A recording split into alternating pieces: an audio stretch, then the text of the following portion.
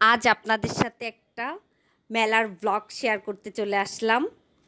আমরা আজকে কুষ্টিয়া পাবলিক লাইব্রেরির মাঠে পণ্য মেলাতে যাব, যেখানে রেড কিচেন থেকে বৈশাখী পণ্য মেলার আয়োজন করা হয়েছে। সেই মেলাটাই শেয়ার করব আপনাদের সাথে। মেলাতে গিয়ে আমরা কি কি করেছি, কি কি কেনাকাটা করেছি, সব থাকছে এই ব্লগটিতে। আজকে আমি, রুহামা আর আপনাদের ভাইয়া যাচ্ছি মেলাতে। বাদনবাবুর যেহেতু পক্স হয়েছে, চিকেন পক্সের কারণে ওকে ঘর থেকে বের করছি না একদমই, ওকে একটা ঘরের মধ্যে রেখেছি। সেই জন্য আজকে আমরা 3 জন যাচ্ছি মেলাতে। চলুন তাহলে আপনাদের সাথে করে মেলাটা ঘুরে আসি। আসসালামু আলাইকুম, সবাই কেমন আছেন? আশা করি সবাই ভালো আছেন। আল্লাহর রহমতে আমিও ভালো আছি। সবাইকে স্বাগতম রুহামাস মামুনি ব্লগসে ছোট্ট একটা ব্লগ ভিডিও দেখার জন্য।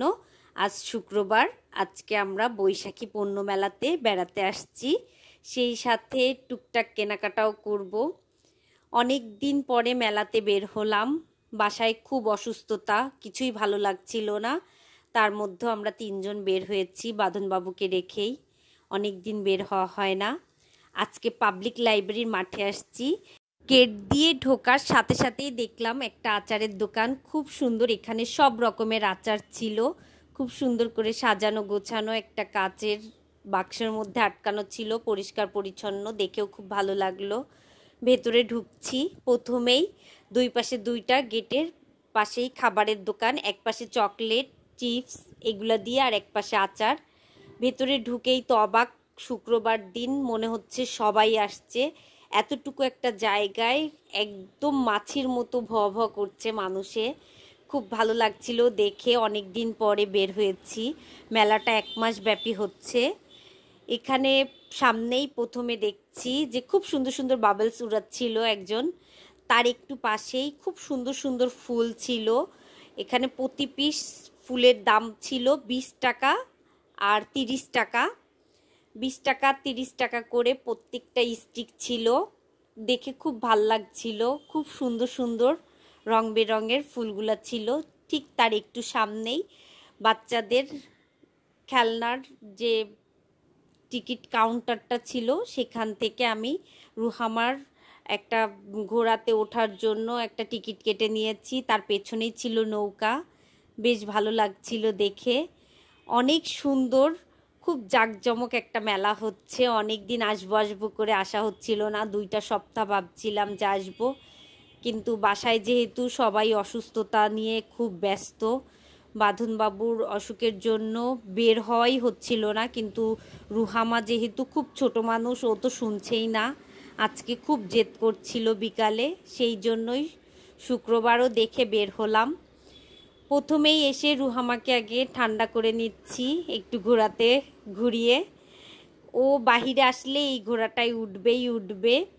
ঘোড়া থেকে নেমেই প্রত্যেকটা দোকান আবার ঘুরে ঘুরে দেখছিলাম, বেশ খুব ভালো লাগছিল। এই দোকানটাতে খুব সুন্দর সুন্দর স্যান্ডেল ছিল, বড়দের ছোটদের। 150 টাকা থেকে 550 টাকা পর্যন্ত ছিল। এত সুন্দর সুন্দর কালেকশন দেখে খুব ভালো লাগলো।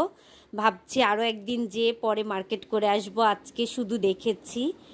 তারপরে একটু সামনে যেতেই দেখলাম মেয়েদের জুয়েলারি। দোকানটাতে খুব সুন্দর সুন্দর জুয়েলারি ছিল।